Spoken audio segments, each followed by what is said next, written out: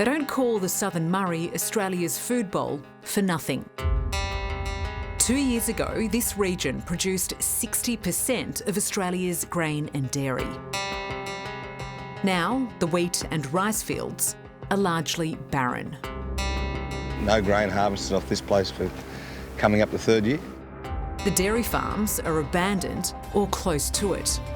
And it's all for lack of water, despite the Murray River being full. Water is the be-all and end-all of our food supply in Australia. As the coronavirus pandemic threatens to shut us off from the world, the question is, who will feed us? What do you need right now to be able to shore up Australia's food supply, to put food on the tables of everyday Australians? We have to have water. It's that simple. Chris Brooks is a wheat farmer and former international grain trader. How much of this water do you actually need to make your crops viable? Tiny fraction. Just a drop in the ocean? Yeah. For 2 years, he's had the heartbreak of watching water that he can't touch flow right past his property. Because there's no water here, there is no food. We've been saying that for a long time and now it's come home to roost. We're actually relying on other countries to supply us our staples, rice, dairy and wheat. Now, not only difficult to source from those countries, but it's getting more and more difficult to physically get it here. That's a big risk that this government's taking. And at the moment, it's those staples that are being stripped off supermarket shelves. Of course it is. You know, once you got past the toilet paper issue, it was all about the staple foods. And it can be changed very quickly because we're about to sow crops now. And if they give us water, we can sow crops and get through this. For the past 2 years, the farms here that could have been producing wheat, rice and dairy have been cut off from their water supply. Why? The answer is almost comical if it wasn't so tragic. Despite our national treasury being opened to deal with the pandemic's economic impact, the bureaucrats who control the irrigation gates on the Murray are still selling water to the highest bidder. And the farmers here just can't afford it. Well, at a time when the economy is being so badly hit, could opening the floodgates actually give us a boost that we so desperately need in these dire times? Absolutely. We do know with a reasonable water supply, it is a $20 billion increase in productivity. And that is desperate now when they're spending hundreds of billions of dollars trying to stimulate the economy now. We don't want money, just give us our water back. We're talking about employing thousands of people. I mean, thousands, tens of thousands of people in the region. But instead of going to farms that could feed a nation, the water is going to mainly internationally owned almond plantations further down the river.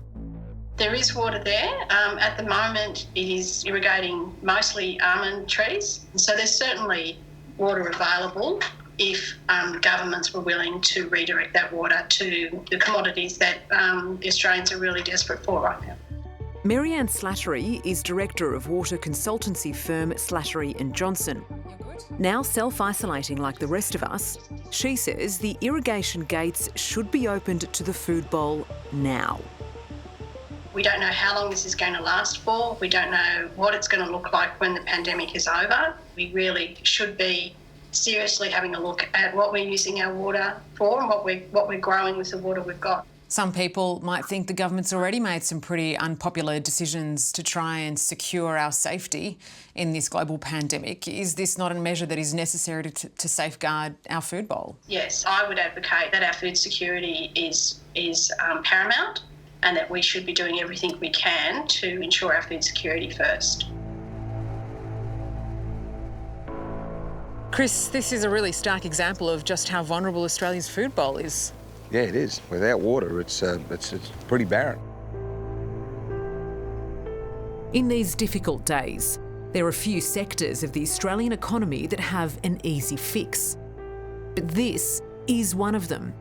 It really is just add water. Bit of water on this land, we can produce an easy 2,000 tonne. Wow, how many loaves of bread is that?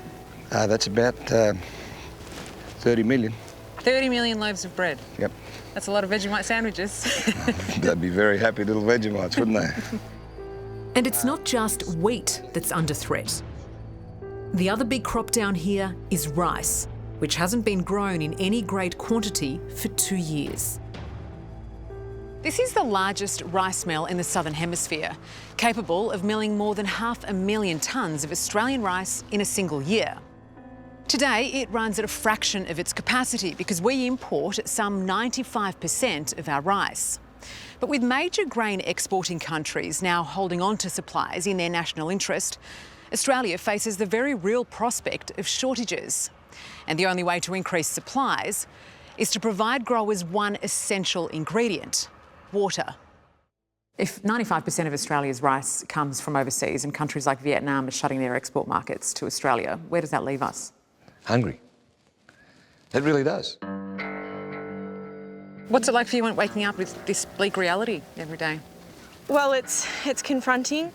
We just want to do what we do well and feed our country and the rest of the world, really. Shani Lundy is a second-generation rice grower. There's an irrigation canal running right through her farm, but she hasn't been allowed a single drop in 2 years, even now in this national crisis. If you received the water that you needed on this property, how much rice would you be able to produce? Well, it can be anywhere up to 4 million bags of rice. And rice goes a long way. So that, you know, if you think about how long a kilo bag of rice lasts in your house, you know, we can grow 4 million bags of it. 3 years ago, there were 90 dairies along the Southern Murray. But years without water put most of them out of business. Lachlan Marshall owns one of the handful remaining. Is the water there for you to access? Yeah, the water's there, absolutely it's there. It's bound up by bureaucracy, it's bound up by poor management, it's bound up by trading and greed. Lachlan says the water that'd save him would also save Australia's food supply in a post-pandemic future. This region was once Australia's food bowl. It was. 60% of the nation's food came out of the southern basin. And if we just added water, we could replace that 60% in the blink of an eye. Is the capacity there at a time when Yeah. Australia needs it most? It is, absolutely it is. It's just like a car sitting there with no fuel in the fuel tank. Add the fuel, being water, and away we go. The reality is now is that we must release more water to our irrigators to produce the food that we will require as a nation, especially in the midst of this crisis. To New South Wales Deputy Premier John Barilaro, Australia's food security and getting water to the Southern Murray farmers is an urgent national priority. Does it make sense in this time of crisis to throw out the rule book, as it were, to stop selling water to the highest bidder and actually redistribute it where it's most needed in our national interest? Yeah, look, I've always had a concern about the whole trading of water. There is no room for people to profiteer as a commodity off the back of water. You know, I don't want to see a time where we're going to be rationing food, and it feels like that at the moment. Our farmers are ready, our irrigators are ready to produce the food that we require as a nation to survive, not only now, but for the future, and that's why this is such an important time. In the same way that billions of dollars have been released to support Australia's economy, John Barilaro says New South Wales, Victoria, South Australia and the Commonwealth need to act together and get emergency water to the food bowl farmers. And he says the timing is urgent for the winter crops that need to be planted.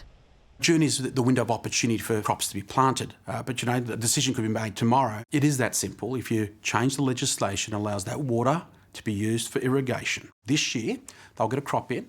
We need to intervene in the market. We've seen a stimulus for jobs, a stimulus for business. Well, now we need a water stimulus. Is the state government passing the buck to the federal government? No, look, we would sign off tomorrow to give the irrigators water, 100%. But we need the feds to come to the table. Farmers like what they do. They're good at what they do. Australian farmers are most efficient. We produce magnificent food. No one's in it for the money. We're talking 15,000 jobs and $20 billion in this region. We can get through this and we can feed this country. We don't want money, just turn the tap on.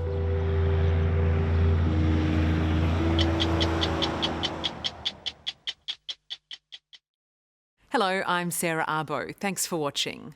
To keep up with the latest from 60 Minutes Australia, make sure you subscribe to our channel. You can also download the 9Now app for full episodes and other exclusive 60 Minutes content.